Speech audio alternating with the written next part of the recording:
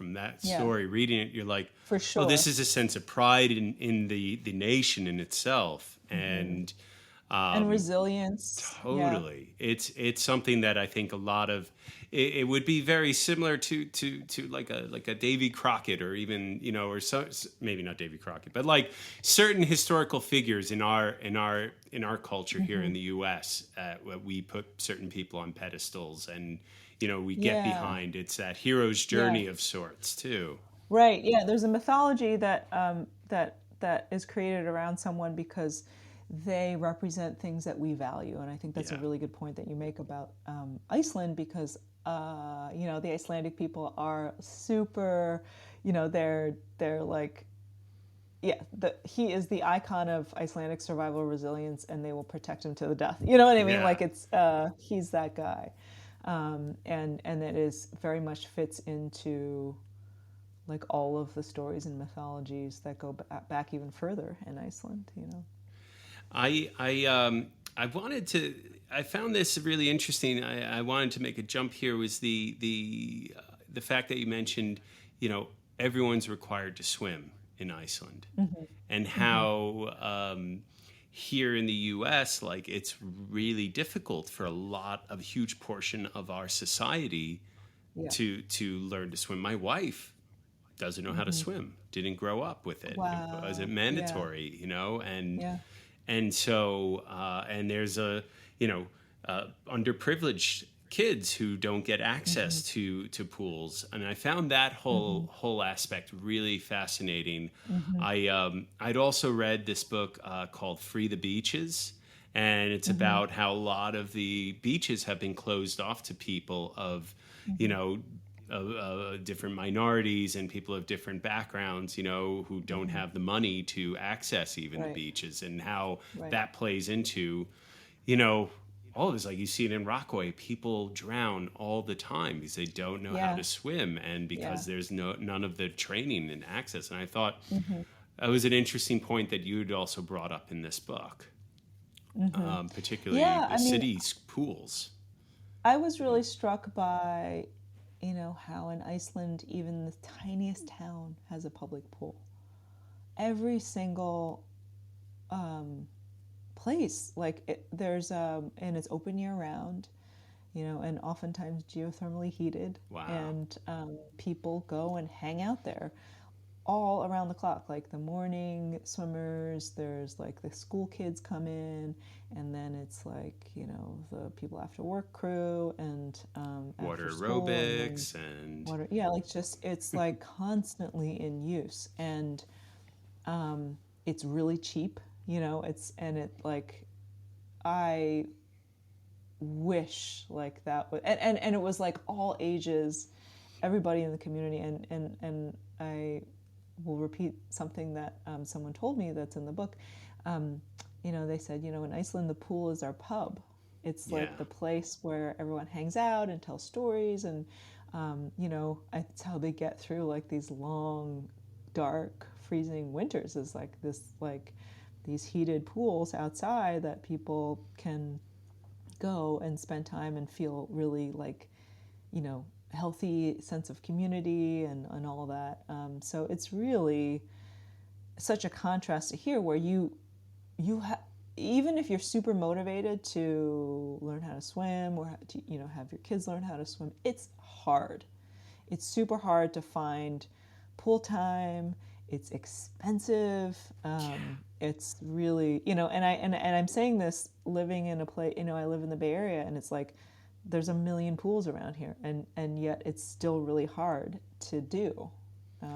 Even here, it's like Yeah. crazy expensive. If I want to go to the YMCA, it's not really expensive, but it's not cheap either for a Yeah. lot of Yeah. people. And Yeah. then we have, you have some city pools open in the summer for kids, but it's, a lot of them went into disrepair, Yep. during white Yeah. flight, and it's, And and COVID did not help. COVID did This not is like, help. yeah. And then you have a lot of people with private pools. I was one of them. I had a pool in my backyard, and I was very fortunate enough to have that. But a lot of kids didn't, and And it's a real shame because I think swimming is a very free, like you've said, like what an impact it had on your life. And Hmm. our society just doesn't seem to prioritize that. But Right. I did read somewhere, I think Long Island is going to make it mandatory for kids to learn to swim. Really? Yeah. Oh, wow. That's Yeah. amazing. I think it's like, it's crazy how we don't do that already. Yeah, I think it has to be, I mean, I don't see it being something that can be done at a federal level, and I think that No. on a local level, that would be, um, that's a start. Yeah. Uh, One of the things I loved also was the swimming pool in Baghdad. How did you come Oh, about this story? Like, this was fascinating. Can you tell our listeners also? But I'm curious, like, how you found this out, because this is like kind sure. of a random thing too. It's because Coach Jay Yeah. wrote to me. So the story is this is a section of the book on community, and it's about this guy Jay Taylor, who is a Foreign Service guy who was posted to Baghdad, and he ended up. And he had taught swim, like he grew up in Maryland and taught swim lessons and was like, a big swimmer. And he was posted to Baghdad, and at that time, the Green Zone encompassed Saddam Hussein's former Republican palace. I mean, he had like 80 plus palaces and homes scattered Jeez. around Iraq, and they all had pools because apparently he and his murderous sons were Oh really my fond of God. swimming. Yeah. And so I think I, there's a movie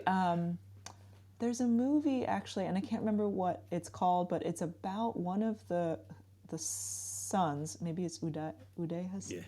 Hussein, and the bodyguard, the body double who was one of his body doubles. The way like Saddam Hussein had Yeah. body doubles where they, in case there was like an assassination attempt. And there's a scene in that movie about us in a swimming pool. Like I remember this, and it was like I actually had to look this up. We'll talk about this later. We could put it in the show notes or Yeah. something. But I remembered when I found this out. I remembered watching that film, and I was like, oh, that is so. That is obviously a fictionalized tale, but like they got the pool thing right because Yeah. they really did love swimming. Anyway, so the all of the diplomats and the ambassadors and the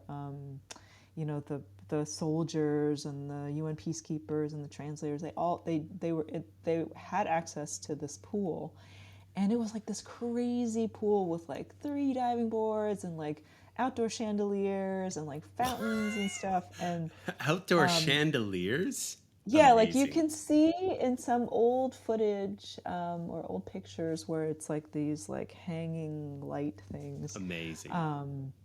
Anyway, tiled like, and so he was like, I can't believe I get to swim in this pool. And so he would start swimming there, to kind of get away from just the big craziness of being in a combat zone. And people started asking him like, oh, you're such a good swimmer, can you like give me some pointers? And so he started to give swimming lessons in that pool. And then eventually the Green Zone moved to this like heavily fortified compound where there was like a 25-yard pool.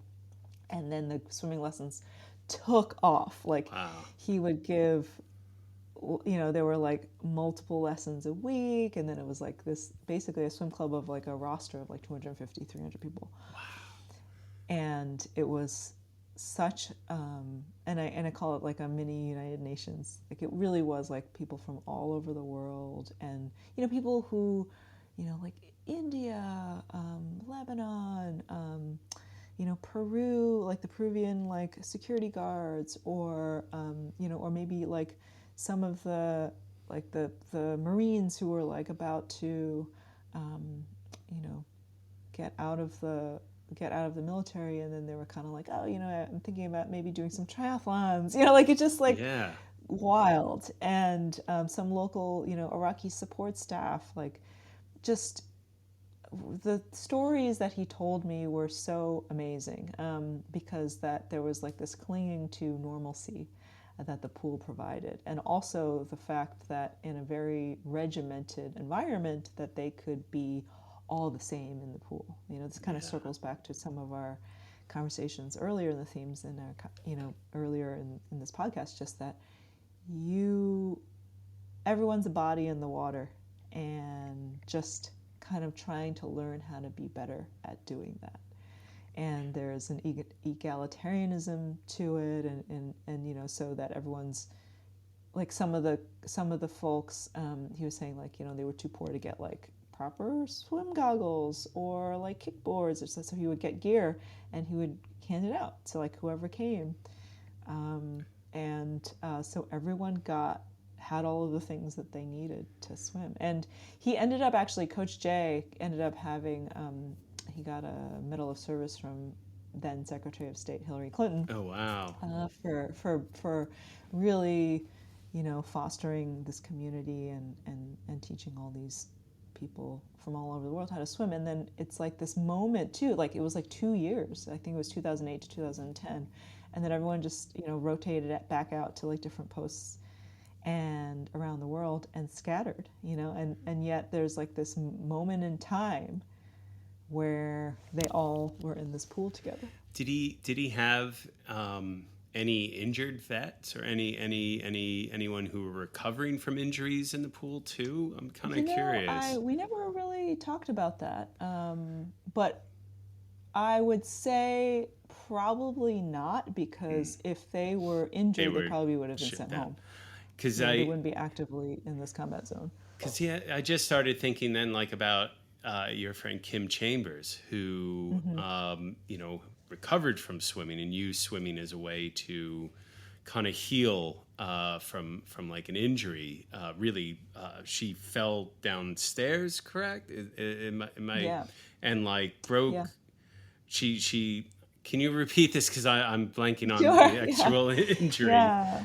So Kim Chambers, she is a world record holding distance swimmer. Incredible story, but she only started swimming after she was rehabbing her leg after almost losing it from an accident. She fell down the stairs of her apartment in San Francisco, and she developed what's called compartment syndrome, with like the impact of her leg caused such swelling that the nerves began to die in her leg, and so they were like maybe 30 minutes from amputation, and they weren't sure they could save her leg or that whether she would walk again, and she had always been an athlete, but she was not a swimmer. And so she is like, it's amazing what she was able to do. Like she's just like freakishly gifted at long distance swimming. Unreal. Marathon, she swam from the Farallones to San Francisco. That's 30 miles. Jeez. And shark infested. Shark infested, cold, like high seas, like fully open ocean. I don't understand. Like my brain doesn't compute almost. Yeah, it does not compute. Beep, beep, beep, it's like how the level of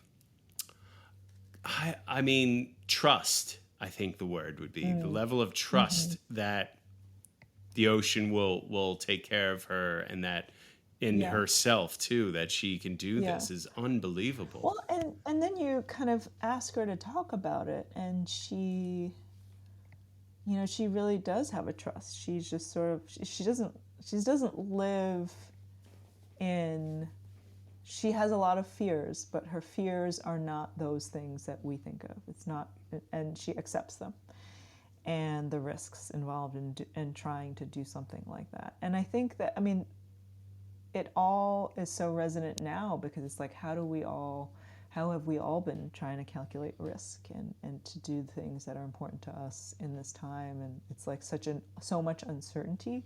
And I think for her, it was like, I want to do this thing. I'm certain about that. I know that there are risks there, those are known things too.